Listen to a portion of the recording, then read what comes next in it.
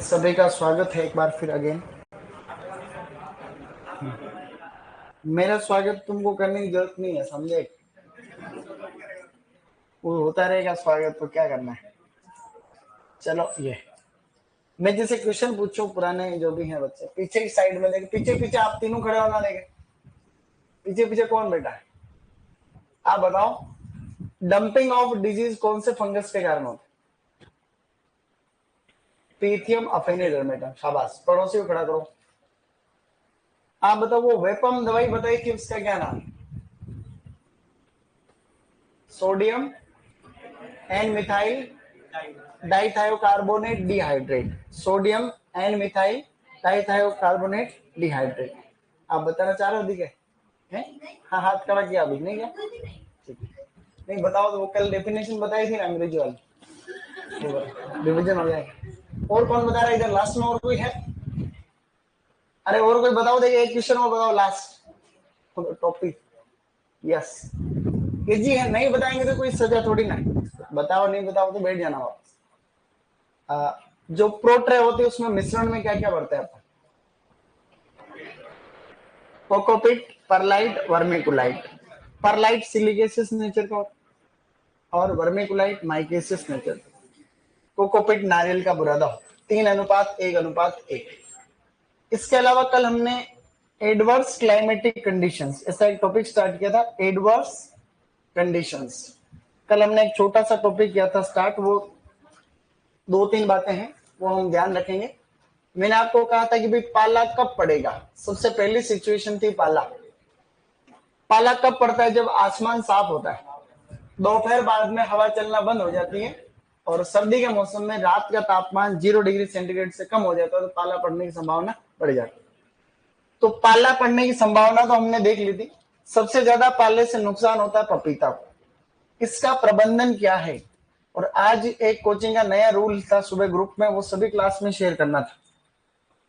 किसी को भी अगर क्वेश्चन पूछना है, किसी को भी किसी भी क्लास में, तो आपको उसको लिख लेना है और क्लास जब खत्म हो रही हो लास्ट के 5 मिनट में उसको लिख के पर्ची दे देनी टीचर को, तो उसका उत्तर दे देंगे। हाँ, आज सुबह ग्रुप में मैसेज था इसलिए तुमको बता देता हूँ। मेरी क्लास में तो फिर भी चलो पूछ लेना, कोई बात नहीं, लेकिन ऐसा आ रखा है ये भी, लेकिन तुम ध्यान रखना है।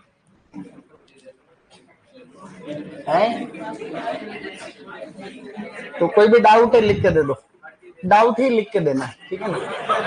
हाँ। तो प्रबंधन के अंदर अगर पाला पड़ रहा है इसका मतलब टेम्परेचर कम, कोशिकाओं के अंदर जो पानी है वो जम जाता है, इसलिए पाला पड़ रहा है। तो इसका एक तरीका जो होता है वो होता है सिंचाई करना, हल्की सिंचाई करना। शाम के टाइम पे हल्की सिंचाई करेंगे तो उससे जो है फ्रेश पानी जाने से टेम्परेचर थोड़ा सा जो है उससे 1 से 1.5% जो टेम्परेचर होता है उसमें फर्क पड़ता है, 1 से 1.5 डिग्री सेंटीग्रेड, 2 डिग्री सेंटीग्रेड। तो हल्की सिंचाई कर देंगे इवनिंग के टाइम पे। अगर ठंड का ये दिन पाला पड़ने की संभावना रहती है 10 दिन के आसपास। जब जनवरी में बहुत ज्यादा टेम्परेचर लो चला जाता है तभी पाला पड़ता है, तो अपने को वैसे पता चल जाता है। दूसरा जो है धुआं करते हैं, तो धुआं करना भी अपने आप में जो है इससे बचने का तरीका है। और धुआं करने का जो सिस्टम है ये हम लोग जनरली जो है रात को धुआं करते हैं। देखो ऐसा है, रात के समय खेत की उत्तर पश्चिमी सीमा पर, खेत की उत्तर पश्चिमी सीमा पर, उत्तर पश्चिमी उत्तर पश्चिमी सीमा पर हम लोग जो है धुआं करते हैं। जो भी खेत में फसल अवशेष है उनको हम लोग जो है जला करके धुआं करेंगे। खेत की उत्तर पश्चिम पे ही क्यों करते हैं ये मैंने बता रखा, क्योंकि जो हवाएं चलती वो इधर से चलती, तो इसलिए क्या रहता है वातावरण में टेम्परेचर थोड़ा सा बढ़ जाता है, उसकी वजह से पाला पड़ने के जो चांस है या फिर उनसे जो पौधों के मरने के चांसेस है वो कम हो जाते हैं। इसी प्रकार से 0.1% H2SO4 का छिड़काव करते हैं। H2SO4 बोले तो सल्फ्यूरिक अम्ल। तो सल्फ्यूरिक एसिड जो होती है, सल्फ्यूरिक अम्ल का छिड़काव। तो सल्फ्यूरिक अम्ल का छिड़काव करने से भी जो है पौधों में पाले से जो है पौधे मरते नहीं है। और ये 15 दिन में एक बार स्प्रे होना चाहिए, ऐसा कहते हैं कि 15-15 दिन के गैप में स्प्रे करते रहे। पहले तुम्हारे डबल पेपर में ऐसा प्रश्न भी आ रखा है कि सल्फ्यूरिक एसिड की कितनी मात्रा का छिड़काव होता है? 0.1%। ये 3 तो मेन कारण है। एक बार एक प्रश्न आ रखा है पाले से बचने के उपाय में शामिल है सिंचाई करना, धुआं करना और H2SO4 का छिड़काव, उपयुक्त सभी। तो उपयुक्त सभी इसके अलावा वायु अवरोधी वृक्ष भी लगाएंगे अपन। हम बात कर रहे थे ना पहले, वायु अवरोधी वृक्ष मतलब हवा को रोकने वाले पेड़। अभी हम लोग इसके तुरंत बाद में वापस पढ़ेंगे इसके बारे में। एक हम लोग विद्युत हीटर का प्रयोग भी करते हैं, विद्युत हीटर। अब विद्युत हीटर का प्रयोग कोई पूरे खेत में तो करने से रहे, माना कि 10 हेक्टेयर का कोई खेत है, 2 हेक्टेयर का भी खेत है, तो विद्युत हीटर कहां लगाओगे? तो ये कोई एक्सपेरिमेंट की कोई साइट होती है, जैसे कि छोटा कोई एरिया है जहां कोई प्रायोगिक क्षेत्र है, जहां कोई इंपॉर्टेंट एक्सपेरिमेंट चल रहा है, पाले से फसल मरनी नहीं चाहिए, तो ऐसे में हम लोग क्या करते हैं कि भाई चारों तरफ, जैसे पोली हाउस के अंदर अपन जो है एग्जॉस्टिंग फैन लगाते हैं, उसी प्रकार से हम लोग हीटर लगा देते हैं ताकि टेम्परेचर थोड़ा सा जो है अप रहेगा। इसी प्रकार से हम लोग शेल्टर काम में लेते हैं। शेल्टर को हम लोग बोलते हैं टाटियां बांधना। क्या होता है रे? टाटियां बांधना। अब टाटियां बांधने को हम लोग कहते हैं शेल्टर्स। शेल्टर का मतलब एक तरीके से जो है हम लोग छाया कर देते हैं। अब छाया कैसे करेंगे? जो छोटे पौधे होते हैं उनके लिए, जो छोटे पौधा कोई भी आपने प्लांट लगाया, उसके 3 तरफ हम लोग देसी छप्पर से इस प्रकार से जो है घास फूस का बना करके छाया कर देंगे, तो इसको कहते हैं। तो ये सारे तरीके जो है आपको पाले से बचाने के लिए शामिल है, जैसे कि सिंचाई कर देते हैं, जैसे कि धुआं करना, जैसे कि 0.1% H2SO4 का छिड़काव, इसके अलावा वायु अवरोधी वृक्ष, हवा को रोकने वाले पेड़, और जो है आपका इलेक्ट्रिक हीटर का प्रयोग कर सकते हैं या फिर शेल्टर वगैरह यूज करते हैं। तो ये बिल्कुल छोटा सा ही टॉपिक था। 1-2 पॉइंट और भी है इसमें, जैसे लू लग जाती है कई बार। अरे गर्म हवाएं चलती है, उनको क्या कहते हैं? लू कहते हैं, AOO लू। ठीक है ना? तो ऐसा है कि भाई क्या उत्तर पश्चिम में, उत्तर पश्चिम भारत में, उत्तर पश्चिम भारत में, उत्तर पश्चिम भारत में मई जून महीने में चलने वाली, मई जून माह में चलने वाली गर्म हवाओं को लू कहते हैं। मई जून माह में चलने वाली गर्म हवाएं, चलने वाली गर्म हवाएं। तो ये भैया बात ऐसी है कि अब गर्म हवा चलेगी तो डिहाइड्रेशन होगा। क्या होगा? डिहाइड्रेशन होगा, और पौधों में पानी की क्षति हो जाएगी तो पौधे मर जाते हैं। भाई लू तो अपने इंसानों को लग जाती, लू भाई प्लांट का क्या ही भरोसा। तो लू लगती है, या फिर पाले से भी तुमने प्रभावित खूब फसलें देखी होगी, पाले से तो पेड़ भी सूख जाते हैं बहुत बार। सीकर के अंदर टेम्परेचर सबसे ज्यादा लो रहता है, सीकर में, फतेहपुर, तो वहां नीम के पेड़ भी सूख जाते, बड़े बड़े नीम के पेड़ होते हैं ना, वो भी पाले से सूख जाते। फिर वापस अगली सीजन में फिर फूट जरूर जाते हैं, लेकिन एक बार तो उनकी पत्तियां होती है सब खत्म। अब लू से बचने का क्या ही तरीका है? मैनेजमेंट। तो बेटा इससे बचने का एक तरीका तो है कि आपको जो है नमी बनी रहे वातावरण के अंदर या खेत में, उसके लिए अपन फव्वारा सिंचाई का प्रयोग कर सकते हैं। फव्वारा सिंचाई, भाई आजकल तुमने फव्वारा सिंचाई का प्रयोग, हल्के से अपन जो है फव्वारा सिंचाई अगर उसमें चला देंगे तो जो गर्म है माहौल थोड़ा सा ठंडा हो जाएगा। तो फव्वारा सिंचाई का प्रयोग लिखना चाह रहा हूं मैं, फव्वारा सिंचाई का प्रयोग। तुमने फव्वारे मिनी स्प्रिंकलर देखे होंगे, मिनी और माइक्रो स्प्रिंकलर, छोटे छोटे फुहार निकलते हैं उनमें से। तो आजकल वो मिर्च के अंदर, लहसुन के अंदर, हॉर्टिकल्चरल क्रॉप्स के अंदर बहुत सक्सेस। तो आपने थोड़ी देर के लिए फव्वारे चला दिए तो वातावरण में नमी होगी, तो इससे जो है लू लगने के चांस कम हो। जो बड़े पेड़ होते हैं उनके तने पर चूना लपेट देते हैं, तने पर चूने का लेप कर देते हैं, चूने का लेप। अब तने पर चूने का लेप करने से तुमने देखा होगा कि जो सफेद रंग होता है, सफेद व्हाइट कलर, वो सनलाइट को रिफ्लेक्ट करता है। भाई जो सफेद कलर आपने कर दिया, जो सनलाइट आती है उसको ये कि रिफ्लेक्ट करता है, सूर्य की किरणों को वापस जो है सफेद, जहां पर भी सफेद रंग होता है वहां पे धूप जो है या फिर टेम्परेचर वहां कम रहता है। अपन कई बार मंदिर में दर्शन करने जाते हैं, तो बीच में जैसे खुली जगह रहती है वहां सफेद पेंट किया रहता है, तो उस पर चलते हैं तो यूं इतनी गर्मी नहीं लगती। जबकि अड़ोस पड़ोस में कहीं भी चलोगे तो उसमें ज्यादा पैर जल जाते हैं। तो इस तरीके से जो है ये सनलाइट को जो है रिफ्लेक्ट करता है, तो ये भी एक तरीका है।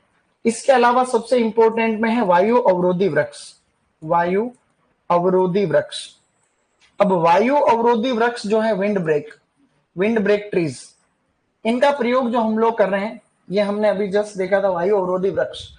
वायु अवरोधी वृक्ष में हमने पहले डिस्कस किया था, उस दिन बगीचे वाले बात कर रहे थे तब, कि भाई खेत की जो उत्तर पश्चिमी सीमा होती है, यहां पे हमेशा जो मुख्य फसल होती है, यानी कि मुख्य जो बगीचा होता है, उसके पहले ही, वो पौधे लगाने के पहले हम लोग इसमें जो है वायु अवरोधी वृक्ष लगा देते हैं इस साइड में। अब ये वायु अवरोधी वृक्ष तेज हवाओं को रोकते हैं, ये तुमने पहले पढ़ रखा होगा, देखो इसे, ये जैसे कि वायु अवरोधी वृक्ष, ये वायु अवरोधी वृक्ष है, और ये जो है ये पूरी पूरी पट्टी है लंबी सी, और यहाँ पे ये मान लो कि आपके अमरूद या आम का बगीचा है, तो अमरूद के पेड़ जो है वो इससे छोटे होते हैं, तो तेज हवा जो आती है, गर्म हवा भी आ सकती है, शीत लहर भी आ सकती है, और तेज हवा भी आ सकती है, तो ये यहाँ से क्या करती है, इससे टकरा करके ऊपर चली जाती है हवा, और ये इधर वाला जो डायरेक्शन होती है यहाँ पे प्लांट बच जाते हैं। तो वायु अवरोधी वृक्ष जो होते हैं उनको कौन सी दिशा में लगाना चाहिए, तो उनको उत्तर पश्चिम में लगाते हैं, ये हमने पहले भी पढ़ा एक दिन। अगर उत्तर पश्चिम दिशाओं में खाली एक ही ऑप्शन में दे रखा हो तो बेटा क्या करेंगे, खाली उत्तर करना है। उत्तर दक्षिण पूर्व पश्चिम अलग अलग दे रखा हो तो खाली उत्तर करेंगे कि भाई उत्तर दिशा में लगाते हैं। उत्तर पश्चिम दे रखा हो तो उत्तर पश्चिम करेंगे। अब वायु अवरोधी जो वृक्ष होते हैं उनके क्या क्या गुण होने चाहिए, वायु अवरोधी वृक्षों के गुण, नंबर 1 फास्ट ग्रोइंग होने चाहिए, यानी शीघ्र वृद्धि करने वाले, शीघ्र वृद्धि करने वाले, मतलब वायु अवरोधी वृक्ष ऐसे होने चाहिए जो जल्दी जल्दी बड़े हो जाए। मेन पौधे लगाए, माना कि तुमने लगाया अमरूद, और तुमने साइड में जो है ऐसे पौधे लगा दिए जो अमरूद से भी धीरे ग्रोथ कर रहे हैं, तो फिर वो हवा को कैसे रोकें, मतलब फास्ट ग्रोइंग होने चाहिए, फटाफट फटाफट बड़े हो जाए। पानी की कम आवश्यकता वाले होने चाहिए, मतलब सूखा सहनशील होने चाहिए, सूखा और लवण सहनशील, लवण सहनशील होने चाहिए, ताकि जो है हम उनको अगर पानी कम पिलाएंगे तो भी अपने जो है बात बन जाए और अपने आप जो है बड़े होते रहे। इसके अलावा लंबाई जो होती है, लंबाई ये मुख्य पौधे से 3 से 5 गुना बड़े होने चाहिए, 3 से 5 गुना बड़े, मतलब जैसे अमरूद का तुमने पेड़ लगाया ये वाला, तो इससे कम से कम इनकी हाइट जो है 3 से 5 गुना होनी चाहिए, तभी जाकर के फायदा मिलेगा। तो इस प्रकार से ये सभी चीजें जो है। इसके अलावा लंबे होने चाहिए, लंबे तो हो ये बात, लंबे और दीर्घायु, लंबे और दीर्घायु होने चाहिए, दीर्घायु होने चाहिए, मतलब कई सालों तक चलते रहे, दीर्घायु होने चाहिए। ये सभी पॉइंट मैंने इसलिए लिखाए हैं क्योंकि एक एग्जाम में आ रखे हैं बहुत सारे प्रश्न। एक प्रश्न तो आ रखा है बार बार कि भाई ये कौन सी दिशा में लगाते हैं, तो अभी प्री पीजीएम आया था खाली उत्तर में लगाते, बाकी प्रश्न आए तो उत्तर पश्चिम दिशा में लगाते। एचसीएफ के एग्जाम में प्रश्न आया था कि निम्नलिखित में से कौन सा कथन वायु अवरोधी वृक्षों के बारे में सही नहीं है, ठीक है, तो उसमें लिख रखा था कि वायु अवरोधी वृक्ष जो है फास्ट ग्रोइंग होने चाहिए, शीघ्र बड़े होने वाले, इनकी जो है लंबे और दीर्घायु होने चाहिए, सूखा लवण सहनशील होने चाहिए।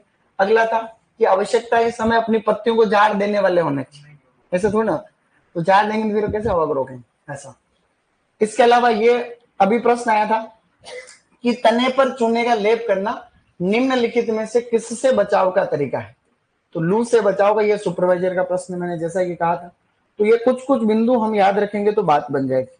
तुम सभी ने वायु अवरोधी वृक्ष देखे होंगे, एक फोटो यहाँ सर्च करते हो, देखो यहाँ पर लिखते हैं windbreak trees, windbreak trees, windbreak windbreak trees. तो विंड ब्रेक ट्रीज जो होते हैं वो इस तरीके से होते हैं, ये बगीचे के अंदर ये इस फोटो में वो दिख रहा है ऐसे, अब ये ऐसे ट्रीज है, अब उधर कोई बगीचा लगा हुआ है, अब अगर हम इधर से तेज हवा आएगी तो इनसे टकरा के ऊपर उठ करके उधर चले जाएगी, तो इससे हम लोग प्लांट का जो है बचाव हो जाएगा। इसके और भी कई फोटोग्राफ हो सकते हैं, तो ये इंटरनेट के ऊपर हम लोग देख सकते हैं, ठीक है ना, ये इधर भी दे रखा है इसमें, तो ये ऐसे साइज में अलग अलग भी हो सकते हैं, देखो ये अलग अलग तरीके से लगा रखे, तो इस तरह। अब कौन कौन से पौधे तुम इसके रूप में लगा सकते हो, तो वायु अवरोधी वृक्षों के रूप में जो अपने इस साइड हम लोग लगा सकते हैं, तुम लोग देसी आम लगा सकते हो, देसी आम। हाइब्रिड किसमें नहीं लगा सकते हो, हाइब्रिड तो छोटे होते हैं आम, वो कोई फायदा है नहीं। इसी प्रकार से हम लोग जामुन लगा सकते हैं, शीशम लगा सकते हैं, है ना, शीशम लगा सकते हैं, नीम लगा सकते हैं। तो इस प्रकार के जो प्लांट्स हैं इनको हम लोग वायु अवरोधी वृक्षों के रूप में लगा सकते हैं। तो दो समस्याएं हमने मेन पढ़ी। मिनी स्प्रिंकलर अगर किसी ने नहीं देखे हैं तो मिनी स्प्रिंकलर बता देता हूं तुमको, mini and micro sprinkler. Micro ये पूरा का पूरा ड्रिप वाले सिस्टम पे काम करते हैं, ड्रिप इरिगेशन पे, उसी की तरह हेड यूनिट लगती है, जैसे नॉर्मल फव्वारे लगते हैं, नॉर्मल फव्वारे उनमें कोई हेड यूनिट थोड़ी ना लगती भाई, नॉर्मल फव्वारे लगते हैं उसमें हेड यूनिट लगती है नहीं लगती, उसमें तो 20-20 फीट के पाइप के टुकड़े लगते हैं और उनके ऊपर हम लोग फव्वारे लगाते हैं। ये मिनी और माइक्रो स्प्रिंकलर लगते हैं, ये तो परमानेंट यूनिट होती है, ये जो है ये सारे जो परमानेंट होते हैं, जैसे मिनी स्प्रिंकलर इससे छोटा होता है गोलमाल वाला, वो माइक्रो होता है, ये मिनी है। तो ये इसके लिए क्या है कि पूरा का पूरा पाइप होता है इसे, जैसे कि भाई ड्रिप जो तुम लगाते हो उसी सिद्धांत के ऊपर आधारित है। जैसे मैं एक छोटा सा आइडिया बताता हूँ, काम आएगा तुम्हारा। जैसे ये कोई भी खेत है, जैसे ये खेत है, इसके अंदर हमने क्या कर रखा है, लगा रखी है मान लो ड्रिप। क्या लगा रखी है, ड्रिप की हम बात करें, ड्रिप लगाने के लिए दो चीजें चाहिए, एक तो वाटर का सोर्स चाहिए और एक लाइट का सोर्स चाहिए, बिजली का सोर्स चाहिए। तो मान लो कि भाई कि जल का सोर्स आपके पास फॉर्म पॉन्ड हो सकता है, कुआं हो सकता है, नलकूप हो सकता है, तो वो तुम्हारे वाटर का सोर्स हो गया। और लाइट का सोर्स या तो आपके बिजली का कनेक्शन होगा, या अपन आजकल सोलर चल रहा है, पीएम कुसुम योजना कौन सी चल रही, पीएम कुसुम 2019 में स्टार्ट हुई थी। तो ये तुमने, और यहाँ पे तुमने जो है वो हेड यूनिट सेटअप कर रखा, पूरा पूरा हेड यूनिट। अब ये हेड यूनिट ड्रिप की बात करें तो ड्रिप में एक तो हमेशा क्या होगी, मेन लाइन होती, ये मेन लाइन है, और ये पीवीसी का पाइप होता है। मेन लाइन में हमेशा क्या होता है, पीवीसी के पाइप होते हैं। अगर बहुत लंबी लाइन है तो 3 इंच के होते हैं, 3 इंच का मतलब होता है 90 mm। अगर थोड़ा छोटा खेत है तो 75.5 इंच के होते हैं, 75 mm। इसमें से फिर निकलती है सब लाइन, क्या निकलती है, वो ज्यादातर 63 mm के होते हैं, 2 इंच के पाइप। तो ये जैसे 2 इंच के पाइप। अब इनके अंदर जो है यहाँ पे भी वॉल होता है, यहाँ पर भी वॉल होता है। अगर तुम लोग इस वॉल को चालू करोगे तो इधर पानी नहीं जाएगा, इधर ही आएगा, ठीक है ना।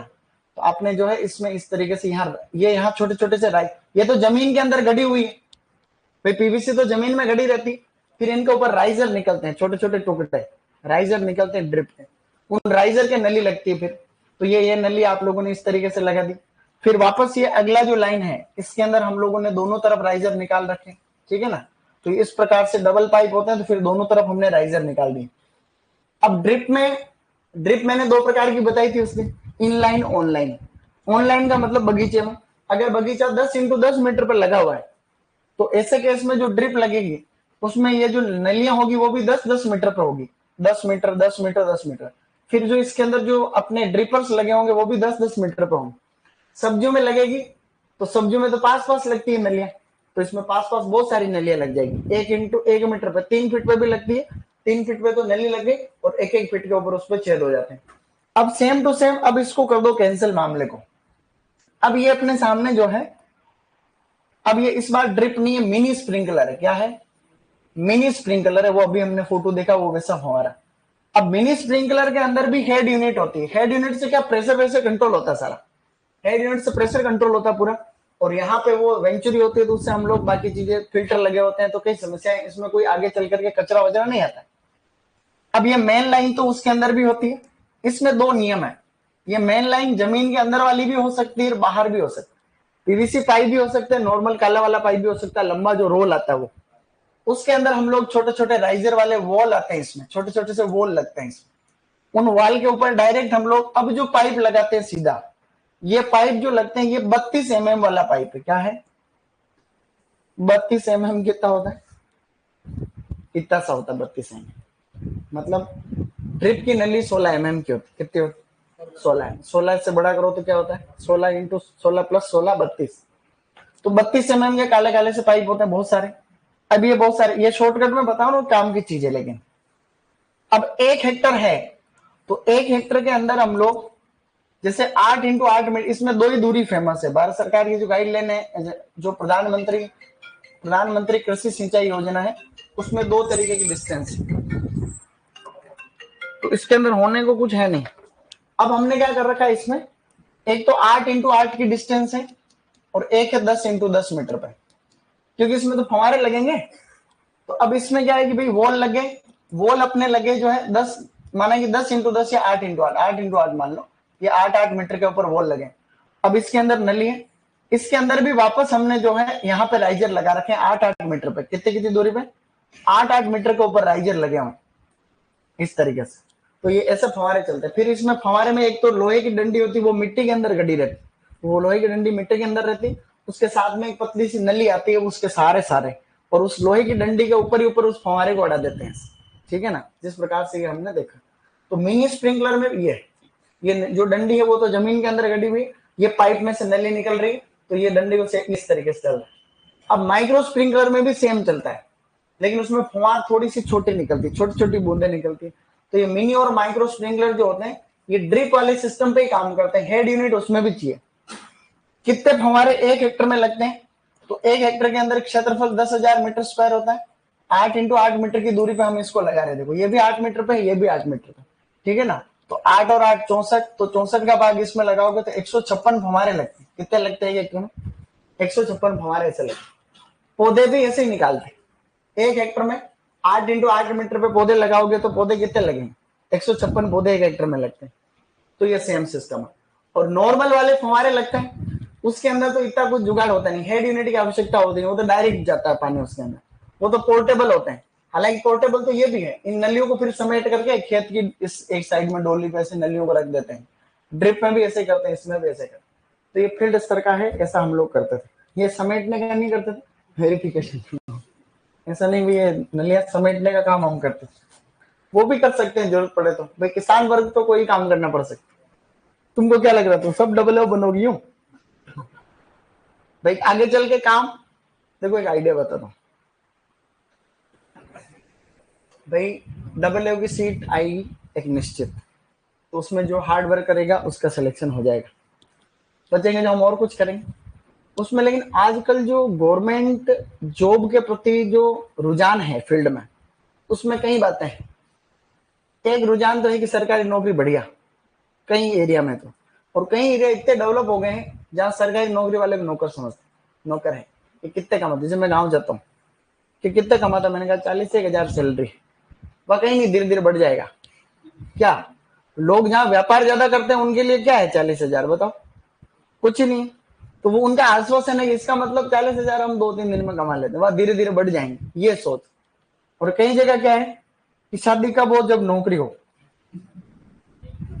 रंग काला जोड़ा उससे कोई लेना देना नहीं, रंग तो दो ही बनाए भगवान, है क्या? तो ऐसे में तो कई बातें होती हैं।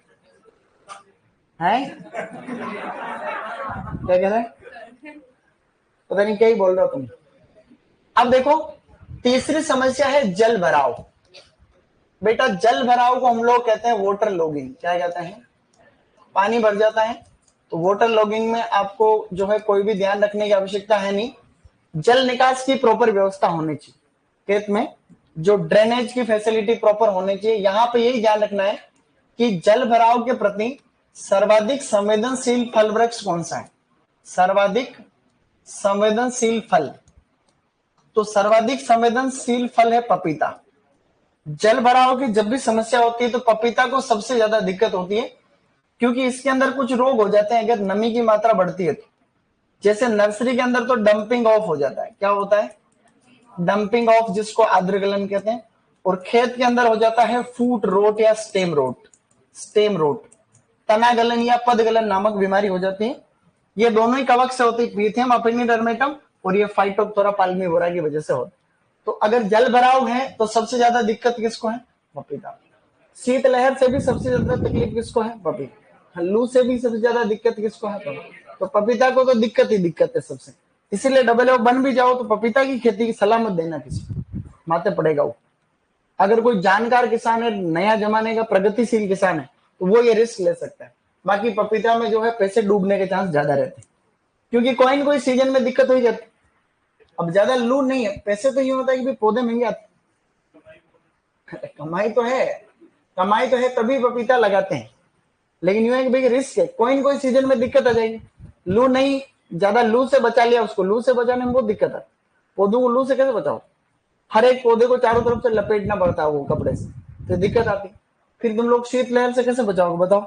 तो ये क्या है कि काफी चैलेंजिंग है, तो इसका काफी जो है एक्टिव रह करके ध्यान रखना पड़ता है।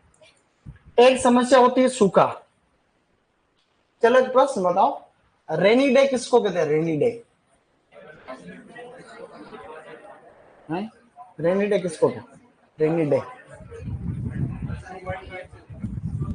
24 घंटे में 2.5 सेंटीमीटर या इससे ज्यादा बारिश होती है, रेनी डे कहते हैं। 2.5 mm, सॉरी 0.25 सेंटीमीटर, 0.25 सेंटीमीटर या 2.5 mm। क्रॉप रेनी डे किसको कहते हैं? क्रॉप रेनी डे जब 5 mm या उससे ज्यादा बारिश होती है उसको क्रॉप रेनी डे कहते हैं। और रेनी डे किसको कहते हैं? 2.5 mm या उससे ज्यादा। ये तुमने एग्रोनॉमी में पढ़ा होगा। तो ड्रॉट किसको कहते हैं? ड्राउट, सूखे की स्थिति। तो अलग अलग प्रकार से सूखा हो सकता है।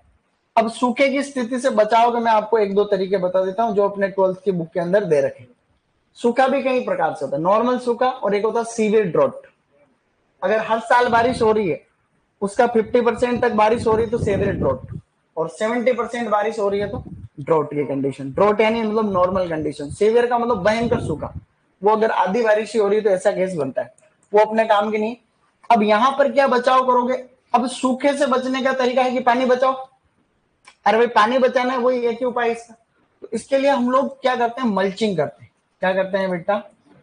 मल्चिंग का मतलब कोई भी मटेरियल हम लोग प्लांट की जो सरफेस होती है, सॉइल की सरफेस, उसके ऊपर हम लोग बिछाते हैं। मल्चिंग को हम लोग पलवार कहते हैं, पलवार। अब कोई भी मटेरियल पलवार के रूप में आप काम ले सकते हो, कोई भी फसल अवशेष है उसको ले सकते हो। आजकल तो प्लास्टिक मल्च चलती, प्लास्टिक मल्च ही चलती। तो मल्चिंग का मतलब क्या होता है तुम वैसे तो जानते ही हो, फिर भी यहाँ पे देख लो अपने mulching. Mulching in fruit crop. अब एक बार फ्रूट लिख देता हूँ, फ्रूट क्रॉप में कुछ न कुछ तो इसमें आएगा, ताकि अपन वेजिटेबल में तो लेते ही हैं भाई, सब्जियों के अंदर तो हम लोग मल्चिंग काम में करते हैं। तो एक मल्चिंग तो आपके सामने ये वाली मल्च, ये मल्च। मल्च का मतलब क्रॉप के अंदर हमने क्या करा, कोई भी मटेरियल जो है फसल अवशेष, ये इस तरीके से सॉइल को कवर कर दिया। ये भी एक प्रकार से मल्चिंग ही है। इस प्रकार से मैं तुमको फ्रूट क्रॉप ये दिखाना जा रहा था रे, मल्चिंग इन फ्रूट क्रॉप। फल का कोई भी फोटो आए तो देखो और चार्ट में है, ये इसमें ये नीचे जो ये कोई फ्रूट का जो है प्लांट है, पूरी पूरी लाइन, इसके नीचे बेड के ऊपर पूरी पॉलीथीन बिछा रखी। ये पॉलीथीन जो होती है इसी को अपन मल्च कहते हैं। सब्जियों के अंदर मल्च काफी चलती है ना। मल्च या मल्चिंग इन स्ट्रॉबेरी, ऐसे लिखो, मल्चिंग इन स्ट्रॉबेरी। स्ट्रॉबेरी स्ट्रॉबेरी स्ट्रॉबेरी के अंदर आजकल खूब मल्च चलती है। अपने यहाँ पर भी स्ट्रॉबेरी की खेती खूब हो रही है, उदयपुर, चित्तौड़ के अंदर, भीलवाड़ा के अंदर, जयपुर के अंदर। ये इस प्रकार से ये मल्चिंग होती है। पहले ये तो तुम जानते ही हो, इसको मल्चिंग कहते हैं। अरे ये तो सब जानते हैं। ये अलग अलग तरीके की जाती है, नॉर्मल मल्च। अब इस मल्चिंग के अंदर होता कुछ है नहीं है, मैं जो दिखाना, ये देखो इसमें अच्छा दिख रहा है। ये नेशनल हॉर्टिकल्चर मिशन में इसमें भी सब्सिडी मिलती है, तो मल्चिंग के ऊपर सब्सिडी मिलती है। अब मल्चिंग के फायदे बहुत है। मल्चिंग से एक तो क्या है कि टेम्परेचर कंट्रोल होता है भाई, सॉइल का जो टेम्परेचर, सर्दी के मौसम में भी जो है टेम्परेचर इसमें ज्यादा रहता है तो क्रॉप हो सकती है। दूसरा, खरपतवार होते नहीं इसके अंदर, ठीक है, और नमी बचती है सबसे ज्यादा, नमी का लॉस नहीं होता। इस मल्च के नीचे की साइड में ड्रिप की नली बिछी हुई, तो हम लोग लगाते हैं। तो पहले जैसे हमने हॉर्टिकल्चर का डिपार्टमेंट, तो हम हॉर्टिकल्चर में क्या करते हैं, प्रधानमंत्री कृषि सिंचाई योजना भी हमारे अंडर में, और नेशनल हॉर्टिकल्चर मिशन भी अपने अंडर में। तो हम पहले उसको क्या करते हैं, ड्रिप का सेटअप करते हैं, फिर उसके बाद मल्चिंग होती है। तो पहले ड्रिप पर सब्सिडी मिलती है, फिर मल्च के ऊपर सब्सिडी मिलती है। कई लोग इसके ऊपर तो बिछे, इसके ऊपर नली बिछा सकते हैं, नीचे ही बिछानी पड़ती है, ठीक है ना। तो इस प्रकार से, तो इसके फायदे क्या क्या हो गए? मल्चिंग के फायदे देखो, एक तो नमी नियंत्रण या नमी संरक्षण, यानी मॉइस्चर कंजर्वेशन। इसके अलावा इससे खरपतवार नियंत्रण भी होता है, खरपतवार नियंत्रण। और इसके अलावा जो है तापमान नियंत्रण, टेम्परेचर कंट्रोल, तापमान नियंत्रण, टेम्परेचर कंट्रोल। तो ये सारे जो है मल्चिंग के फायदे। अब कई बार अगर अपने को पानी को बचाना है, क्योंकि सूखे की स्थिति में अपन एक तो मल्चिंग का हमने प्रयोग कर लिया, इसके अलावा हम लोग फॉस्फोरस उर्वरक का ज्यादा प्रयोग करते हैं, ठीक है ना। तो फॉस्फेटिक जो फर्टिलाइजर्स होते हैं उन उर्वरकों का अधिक प्रयोग, उर्वरकों का अधिक प्रयोग। अब इन उर्वरकों का अधिक प्रयोग करने से क्या होता है भाई, फॉस्फोरस का मेन काम क्या होता है, रूट डेवलपमेंट का होता है, जड़ों का विकास करना ही तो फॉस्फोरस का मेन काम होता है। तो आपने फॉस्फोरस फर्टिलाइजर की मात्रा बढ़ाई, इसका मतलब जो है जड़ों की वृद्धि अच्छी होगी, तो वो पानी का अवशोषण भी अच्छे तरीके से कर पाएगी। तो हल्का सा ये भी है। इसके अलावा हम लोग वाष्पोत्सर्जन रोधी रसायन भी काम में लेते, तुमने पढ़े होंगे बहुत सारे वाष्पोत्सर्जन रोधी रसायन पढ़ रखे, वाष्पोत्सर्जन रोधी रसायन। अब वाष्पोत्सर्जन रोधी रसायन कौन कौन से होते हैं ये भी तुमको पता हो। ये जो है इनको एंटी ट्रांसपेरेंट्स कहते हैं। क्या कहते हैं? Anti transparents, anti transparents. जो ट्रांसपिरेशन की क्रिया को रोके इनको एंटी ट्रांसपेरेंट। तो वाष्पोत्सर्जन रोधी रसायन 4 प्रकार के होते हैं। मैं आपको कुछ कुछ एग्जाम्पल बता देता हूं। सबसे पहले होते हैं रंध्र बंद करने वाले, ये पढ़ा होगा तुमने, रंध्र बंद करने वाले मतलब ऐसे रसायन जिनको अगर आप पौधे पे छिड़काव करते हो तो उनमें वाष्पोत्सर्जन की जो क्रिया होती है वो कम हो जाती है, बंद हो जाती है, इसलिए इनको वाष्पोत्सर्जन रोधी रसायन कहते हैं। क्योंकि जो वाटर का लॉस है वो तो वाष्पोत्सर्जन के थ्रू ही हो रहा है, तो इसको हम लोग बंद करेंगे तो पानी कहीं कहीं जो है बचेगा। तो इस तरीके से रंध्र बंद करने वाले को हम लोग कहते हैं स्टोमेटा क्लोजिंग टाइप। कौन से है ये? Stomata closing type. अब stomata closing type anti transparent कौन कौन से हैं? इसके अंदर एक तो है फिनाइल मर्क्यूरिक एसिटेट। क्या है? Phenyl mercuric acetate. ये तुमने शुष्क खेती में पढ़ा होगा रे, फिनाइल मर्क्यूरिक एसिटेट पीएमए। इसके अलावा इसके अंदर आता है एट्राजीन। एट्राजीन एक प्रकार का जो है आपका वीडिसाइड है। इसी प्रकार से कार्बन डाइऑक्साइड या फिर हम लोग जो है एब्सिसिक एसिड, ये सारे के सारे कौन से ट्रांसपेरेंट हो गए? एक तरीके से एंटी ट्रांसपेरेंट। इनको छिड़कने से पौधे का जो स्टोमेटा है वो बंद हो जाता है, जो वाटर लॉस है वो नहीं होता है। कौन कौन से हो गए? फिनाइल मर्क्यूरिक एसिटेट, इसके अलावा atrazine, carbon dioxide and abscisic acid.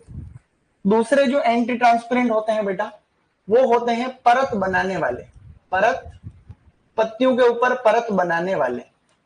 परत बनाने वाले जो होते हैं उनको बोलते हैं अपन फिल्म फॉर्मिंग टाइप। क्या कहते हैं?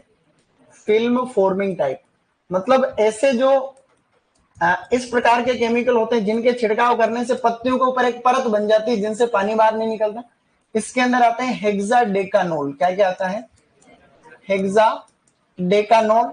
इसी प्रकार से इस कैटेगरी के अंदर जो है आपका आता है मोबिलीफ। क्या आएगा? मोबिलीफ है। जैसे कि इनके अंदर जो है सिलिकॉन वगैरह है, सिलिकॉन। और इसी प्रकार से और आएगा इसमें आपका ऑयल। ऑयल का मतलब तेल, एंड वैक्स यानी मोम। ऑयल एंड वैक्स यानी कि तेल और मोम, इनके छिड़काव करने से जो है पत्तियों पे परत बन जाती, तो जो है वाटर का लॉस नहीं होता। इसी प्रकार से एक होता है परावर्तित प्रकार के। परावर्तित प्रकार के। अब परावर्तित प्रकार के जो होते हैं इनको हम लोग कहते हैं रिफ्लेक्टिंग टाइप। क्या कहते हैं? Reflecting type. अब रिफ्लेक्टिंग टाइप कौन कौन से होते हैं? अब रिफ्लेक्टिंग टाइप का मतलब पत्तियों के ऊपर हमने इसको छिड़क रखा है, जैसे ही सूर्य की किरण आएगी इससे टकरा के रिफ्लेक्ट हो जाएगी। तो रिफ्लेक्टिंग टाइप के अंदर आता है बेटा केओलिन। क्या आएगा?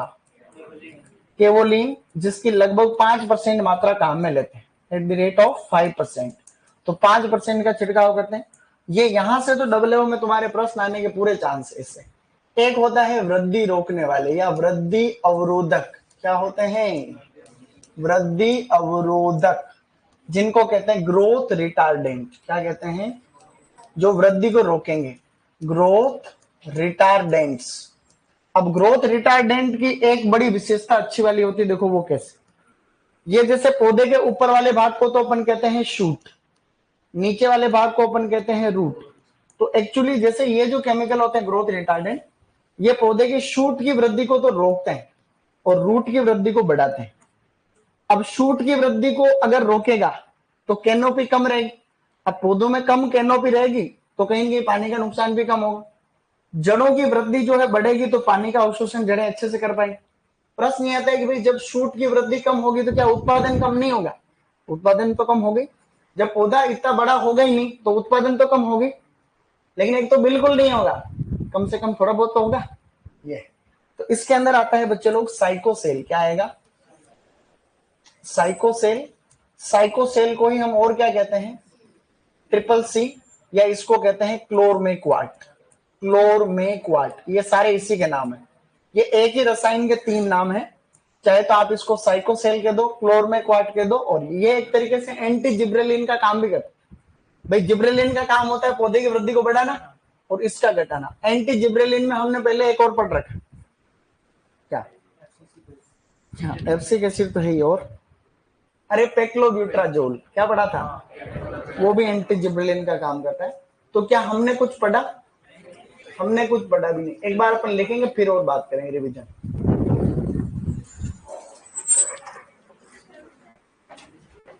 नए कौन कौन आए जिसकी पहली क्लास है आज? आज कौन कौन आए? 1 2 और पीछे 3, बहुत बढ़िया। अब अपने हाउसफुल होने वाला है, उधर बिठा देंगे फिर तुम है, बिठा दिया उधर कैसे? और भी बेच है डबल हो? अगली क्लास कौन सा में? M1 में? 18 नंबर में। तो लिखो इस पर। अब वैकेंसी आने के आसार बढ़ रहे हैं, वैकेंसी आने के चांस बढ़ रहे भी, अब आ सकते।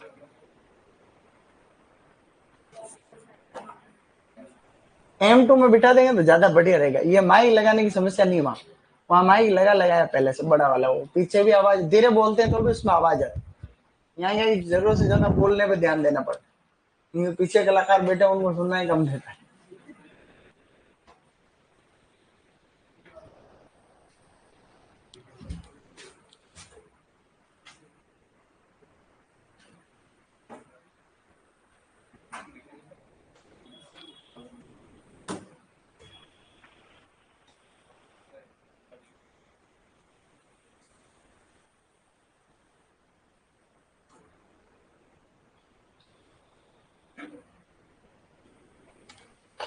सर हमारे पपीता लगाने के प्लान तो फेल हो गया, हम प्लान कर रहे थे। देखो ऐसा है कि भाई तुम प्लान करो तो प्लान तो तुम करो, ऐसी बात नहीं भी लगाओ ही मत, लेकिन अगर तुम ध्यान से कर पाओ तो ही रिस्क लेना, क्योंकि खर्चा आता है पपीता की खेती में। पपीता की खेती में एक पौधा आपको मिलेगा 25 से 40 रुपए का, एक पौधा 25 से 40 रुपए का पड़ता है, और 1 हेक्टर में 2500 से 3000 पौधे लगते हैं, सही नहीं? तो अच्छा खासा खर्चा लगता है, और फिर रिटर्न नहीं हाल है। हाँ अगर फसल ठीक हो रही तो फिर तो कमाई तो पपीता में अच्छी होती है, पपीता लगता है, खूब पपीता लगता है। हमारे कई किसान करते हैं, मिलने वाले, ऐसी बात नहीं है। Okay good.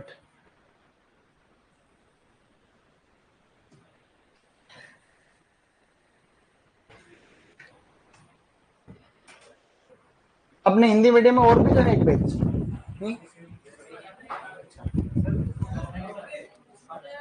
हाँ नेक्स्ट कराओ, 1 सेकंड बस। हाँ हाँ क्या कह रहे हो?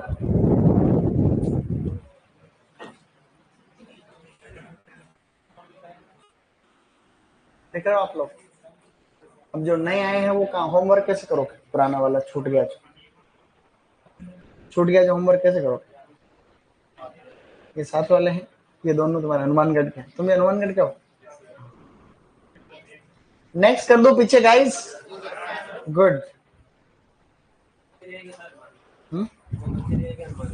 लाओ ना हनुमानगढ़ को इधर लाओ। मेरा एक दोस्त था, वो जब इंट्रोडक्शन देता था तो कि मेरा नाम है अमित साक्य, गांव हनुमानगढ़, तहसील हनुमान, जिला हनुमानगढ़, वो वहीं का था, कैसे बोल रहा अमित साक्य।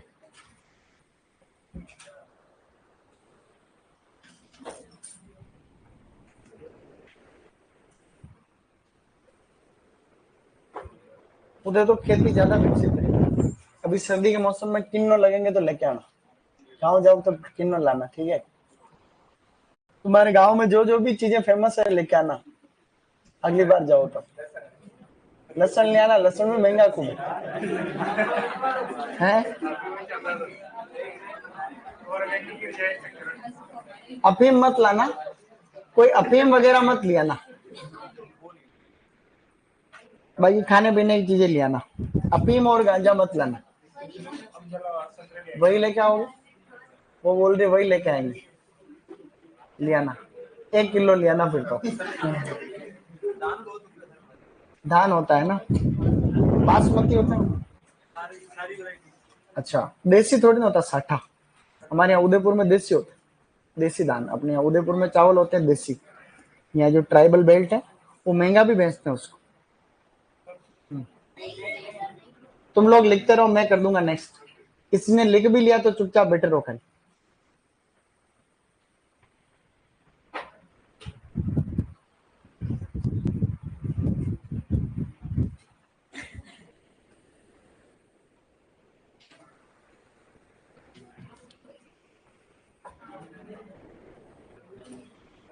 देखो लड़का क्या कह रहा, हमारे गांव में 4 बीघा में पपीता पौधे लगाए थे, सारे के सारे खराब हो गए, और उन्होंने ये बस देखो नेक्स्ट कर दिया बावन। पीछे आवाज मत करो तुम।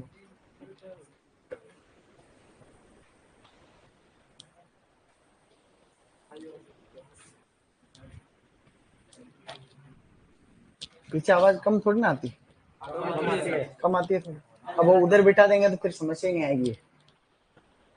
18 नंबर बहुत अच्छा नंबर, बड़ा है और उसमें माइक पहले से लगा हुआ है ताम जान। हाँ कल किस बात की छुट्टी थोड़ी ना है उसकी, पीछे डे की छुट्टी थोड़ी ना। अच्छा बोल रहा है क्या, बोल के गए, क्या बात कर रहा हूँ। छुट्टी मेरे को छुट्टी नहीं चाहिए, देखो मैं पहले बता।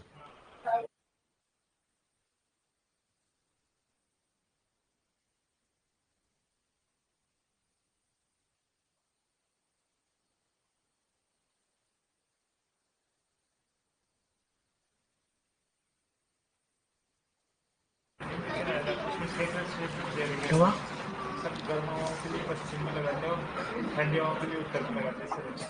देखते हैं एक बार ये लिखो, चॉइस में आया था अभी, चॉइस में तो उसमें कहाँ सीजन थोड़ी ना आई थी, उसमें कहाँ सीजन तेरे का था।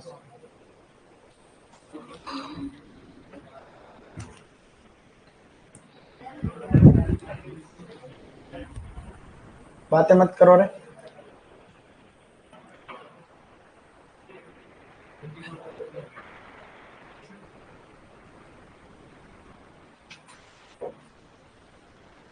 ये उसी में चल रहा है ना, वायु अवरोधी वृक्षों में ही लिखना है, वायु अवरोधी वृक्ष में लिखना है ये सब पॉइंट, वायु अवरोधी वृक्ष में ही लिखना है ये सब।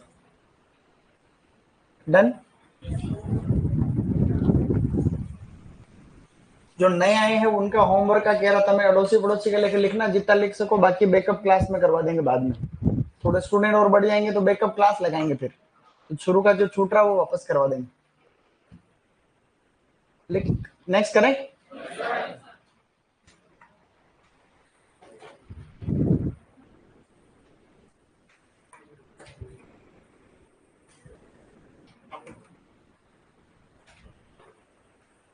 लिख लिया होगा। किसी का छूट जाए तो रूल क्या बता रखा मैंने जैसे नेक्स्ट कर दिया, किसी का छूट जाए तो हाथ करना ही होगा ताकि पता चल जाए।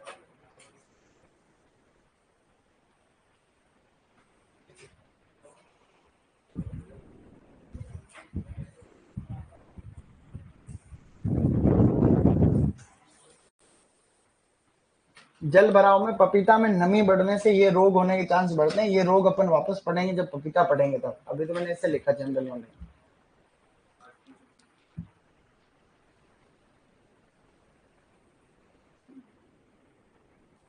हमारे तो सरसों ज्यादा होती, एक बोरी भेज देंगे।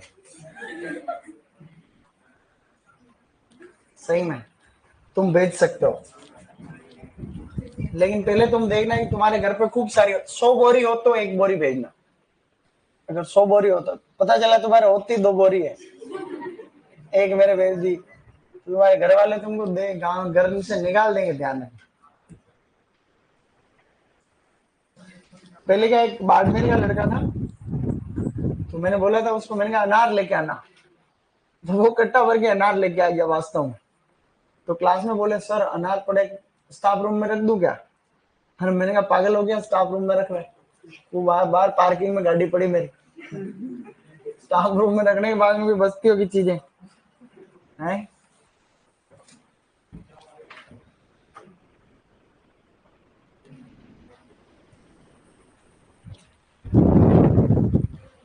ओके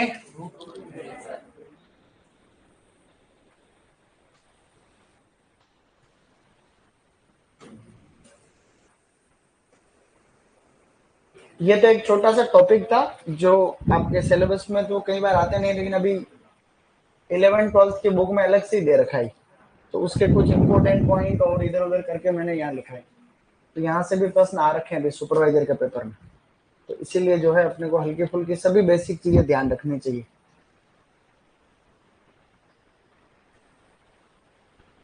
आरसीए के पास आउट कौन है? आरसीए, आरसीए से आप एक ही हो, कब क्यों आप पास आउट? अभी बढ़िया। और कौन है आरसी? क्या हुआ, वो लड़का बोला क्या पीछे? कोई लड़का या लड़की? ये लड़के इस तरीके की हरकतें करना मत, तो आज नए कानून पारित हो गया कोचिंग में, ध्यान। अभी क्या हुआ कि क्लास में सुबह पता नहीं कोई टीचर है जो पढ़ाते हैं, तुम रुको सही तो आवाज आएगी। तो कुछ टीचर्स पढ़ाते हैं तो बच्चे क्या पीछे से कभी कभी अपवाद स्वरूप कोई ऐसे आवाज निकालते हैं। तो उसके लिए क्या है कि फिर गर्ल्स ने एक एप्लीकेशन लिखे जीएल सर को दे दी, नामजद, कि 5-6 स्टूडेंट का नाम लिखा था, वो तो 12th class English medium. 8 number room यही है क्या? 10 है यहाँ, अब 8 में बैठते हैं वो। तो कई ऐसी ऐसी हरकतें करते हैं पीछे, अननेसेसरी कमेंट करते हैं। तो उनको पांचों को सुबह हमारे सामने घर भेज दिया टीसी दे। तो हमेशा क्या है कि चलो कोई अलाउ है, ऐसा कुछ नहीं, लेकिन हम हैव सम नेसेसरी प्रैक्टिस, एक आवश्यक शालीनता हमारे अंदर होने की, कि लड़कियां पास में बैठी है तो वो कंफर्ट महसूस है कि नहीं। बाकी कोई दिक्कत नहीं है, मैं तो तुमको कुछ कहता हूँ नहीं, समस्या नहीं है, लेकिन हमें ध्यान रहे कि भाई एक लेवल क्रॉस नहीं हो कम से कम, बाकी कोई दिक्कत नहीं। कई बार के जोश जोश में कुछ ऐसा बोल देते हैं कुछ जो ठीक नहीं लगता, बाकी तो कोई है नहीं समस्या।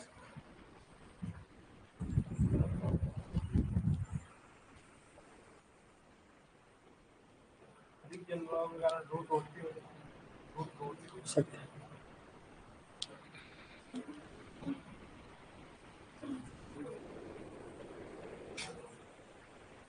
ये सभी एंटी ट्रांसपेरेंट्स है ना, ये यहाँ जो लिखे हैं ये वाष्पोत्सर्जन रोधी रसायन, ये जो है ये फिर 4 प्रकार के वाष्पोत्सर्जन रोधी रसायन होते हैं, stomata closing type, film forming type, reflecting type and growth retardants.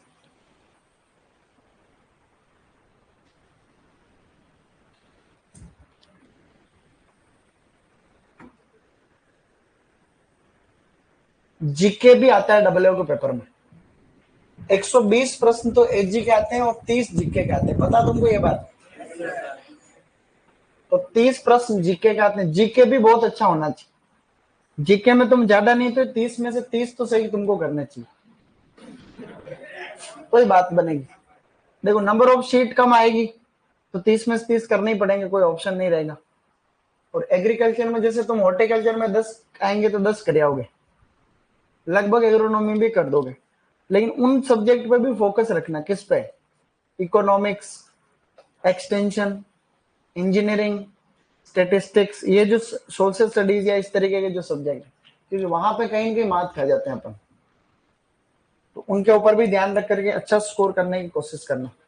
Interview वाली तो टेंशन खत्म ही हो गई, नहीं तो आधी टेंशन तो यही रहती है, पढ़ लेंगे और फिर इंटरव्यू में नहीं होगा तो दिक्कत, अब वो समस्या भी नहीं। लिख लिया होगा फिनाइल मर्क्यूरिक एसीटेट, ये फिनाइल मर्क्यूरिक एसीटेट पहले ये फंजीसाइड है एक प्रकार का, इसको पहले पपीता के अंदर ये डंपिंग ऑफ में इनमें काम में लेते थे, लेकिन ये थोड़ा जहरीला होता है इसलिए इसको कम कर दिया, अब बंद ही कर दिया, अब नहीं लेते आज पीएमए।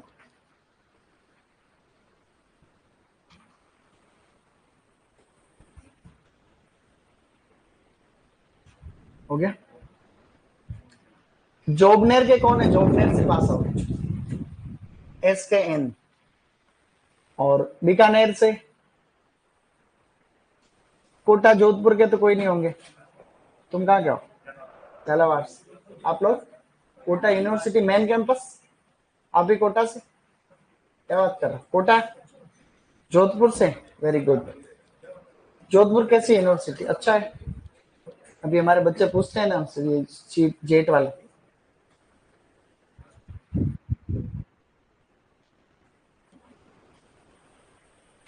पहले वहां पे सर थे वो, क्या नाम उनका, बलराज सिंह जी, वीसी थे, अभी आए थे अपने यहाँ प्रोग्राम, अभी थोड़े दिन पहले अपने यहाँ प्रोग्राम किया था ना फंक्शन, उसमें बलराज सिंह जी चीफ गेस्ट थे अपने यहाँ, बड़े आदमी, मेहनती।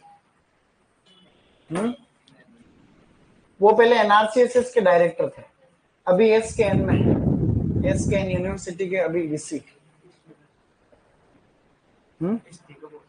स्ट्रिक्ट है ना, लेकिन है, खुद काम भी तो करते हैं, उनका तो लेवल मैं जानता हूँ बलराज, वो दुनिया भर में प्रोटेक्टेड कल्टीवेशन के जाने माने साइंटिस्ट, टॉप में है, टॉप वर्ल्ड में टॉप में।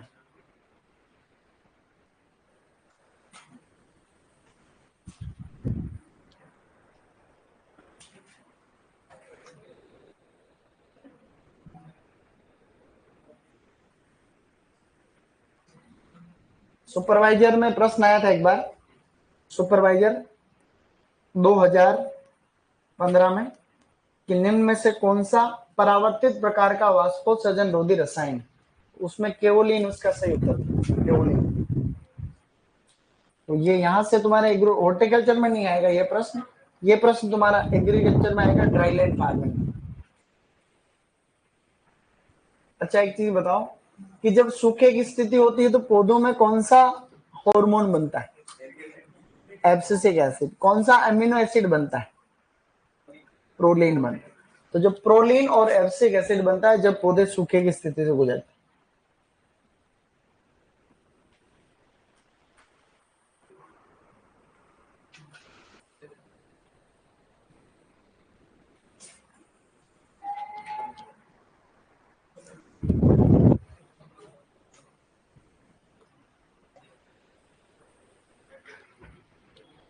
मेरे हिसाब से लिख लिया होगा सभी ने, लास्ट है ये, ग्रोथ रिटार्डेंट लास्ट। यूनिवर्सिटी में टीए वगैरह के भी होता है एग्जाम, टीए का, टीए का दिया था किसी ने अभी थोड़े दिन पहले, ये हुए थे टीए का, टेक्निकल असिस्टेंट। वो भी डब्ल्यू को बराबर ही होता है, टीए, टीए की ग्रेड भी डब्ल्यू को बराबर होती है।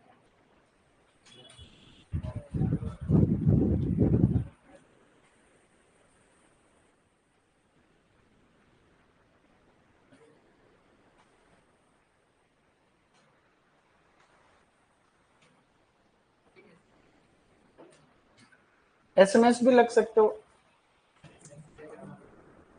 इसके लिए तुम पहले तो एमएससी करो, उसके बाद में ये यूनिवर्सिटी लेवल पे एसएमएस की पोस्ट निकलती। एसएमएस लगने के बाद तुम उसी यूनिवर्सिटी के एरिया में रहोगे, बस तुमको केवीके में लगा देंगे कई बार। सिलेबस ये नहीं है उसमें, तो क्या है कि भाई वो तो सब्जेक्ट का रहता है, एसएमएस तो ज्यादातर इंटरव्यू बेस्ड पे होता है। केवीके में तो यूनिवर्सिटी लेती है उसकी रिक्रूटमेंट, आईसीआर के अंडर में होता है एसएमएस। तो यूनिवर्सिटी, एसएमएस तो सब्जेक्ट मैटर स्पेशलिस्ट होता है, ये हर एक केवीके में कोई एंटो का होता है, कोई हॉर्टिकल्चर का होता है, अलग अलग सब्जेक्ट का। ये एक तरीके से एपी टाइप ही होता है, लेकिन यूनिवर्सिटी के सर्किल में लगते हैं, वो केवीके में लगा देते हैं, कभी यूनिवर्सिटी में लगा देते हैं, कभी कोई इनका रिसर्च सेंटर होता है उनमें लगा देते हैं, तो यूनिवर्सिटी के अंडर में काम करते हैं। इसकी रिक्रूटमेंट निकलती है, ज्यादा अभ्यर्थी होते हैं तो एग्जाम होता है, नहीं तो इंटरव्यू बेसिस पर। डन गाइस, तो क्या हमने कुछ पढ़ा आज?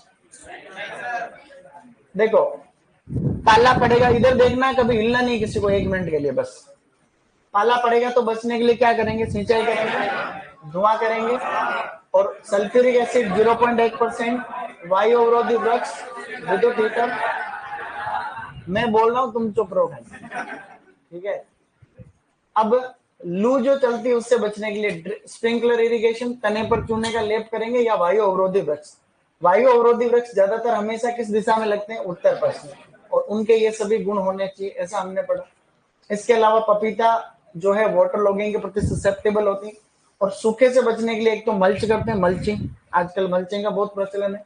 और वायु अवरोध, ये जो वाष्पोत्सर्जन रोधी रसायन देखो कौन कौन से, स्टोमेटा क्लोजिंग टाइप, मेरे साथ रिपीट करना, phenyl mercuric acetate, phenyl mercuric acetate, atrazine, carbon dioxide, abscisic acid, film forming type, hexadecanol, mobileaf, silicon, oil and wax, reflecting type, kaolin 5%। इसके अलावा ग्रोथ रिटार्डेंट, ये एक ही चीज के एक ही 3 नाम है, चाहे इसको साइकोसेल के दो, चाहे ट्रिपल सी के दो, चाहे आप लोग इसको क्लोर में क्वार्ट के दो, ये सभी एक ही बात है। क्या तुम कर लोगे इसको? तो इसी तरीके के प्रश्न अभी जो तुम्हारा टेस्ट होगा उसके अंदर पूछे जाएंगे।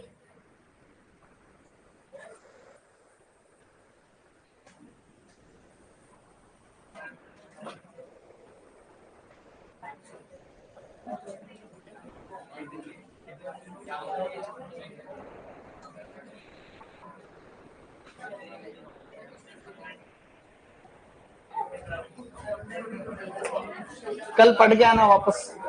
ओके